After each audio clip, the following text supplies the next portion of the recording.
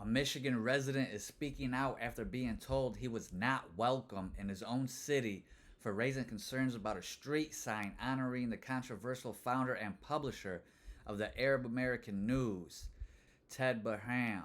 A Christian minister and resident of Dearborn attended a city council meeting earlier this month to oppose renaming an intersection after Osama Siblani. Barham accused Siblani of supporting terror groups like Hezbollah and promoting violence in the Middle East and on American soil. When he's kind of synonymous with Hezbollah and now Hamas, I didn't think it was appropriate for his name to be up so publicly in this city, here in America, Barham stressed on the Will Kane Country podcast. At the public meeting, a city council meeting, Barham read from a comment made by Siblani, a Lebanese American, which he argued encouraged violence not only in the Middle East, but also in the United States. He quoted Siblani as allegedly saying in a 2022 speech, "Believe me, everyone should fight within his means. They will fight with stones, others will fight with guns, others fight with planes, drones, and rockets."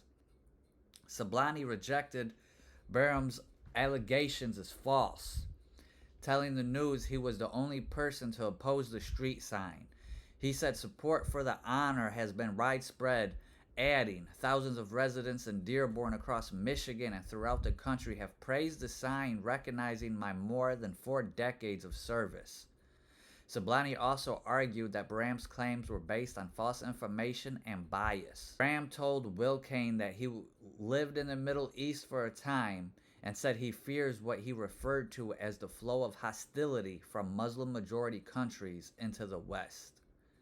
Dearborn Mayor Abdullah Hammoud defended the decision, saying Siblani had contributed greatly to the community through his decades leading the Arab American News. He dismissed Barham's concerns and told him to close his eyes if he didn't want to see the signs. "I didn't think that was great advice because then I might crash if I close my eyes when I'm driving there," Barham later said, stressing that he had no intent to spread hate toward the Muslim community. "I don't want to just encourage more hostility towards Muslim friends. I want to encourage love towards Muslim friends," he said, emphasizing that his faith played a role in his decision to speak out about the intersection signs. In the meeting, Hammoud called Barham a racist, bigot, and an Islamophobe.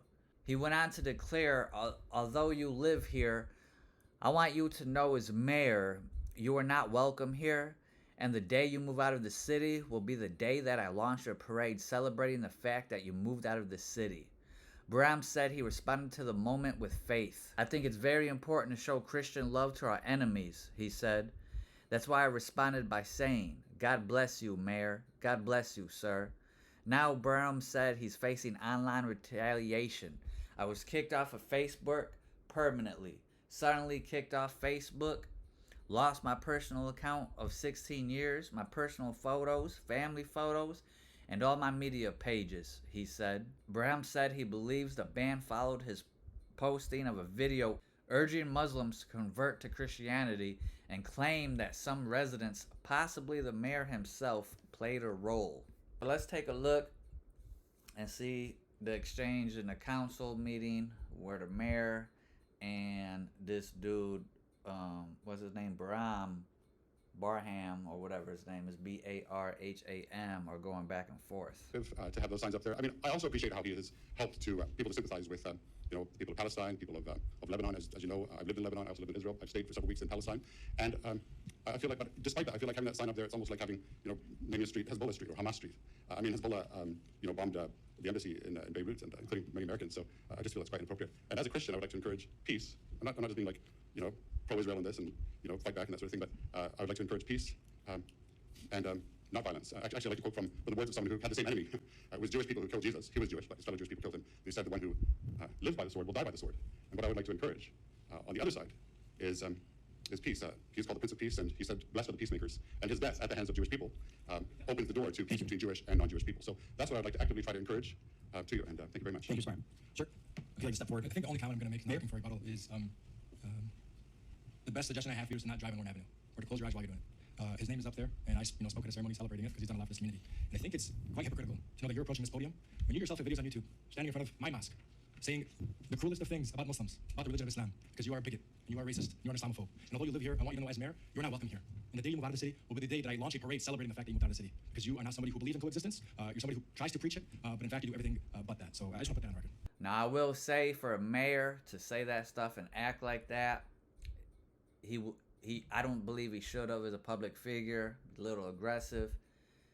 People say that this Barham dude, oh, he's racist, he's a bigot, he's a Islamophobe, and all these words that they're constantly using and pushing out. And to me, when you start saying those words to people, a lot of them words have lost their meaning. People have been pushing them words so much the past 10 years. Not only have they lost their meaning, but it's like when you hear it, it's like, you don't even, to me, it's like you don't even pay attention to that stuff, you know. But what's going on? What happened to our freedom of speech? All this stuff is happening so much at once.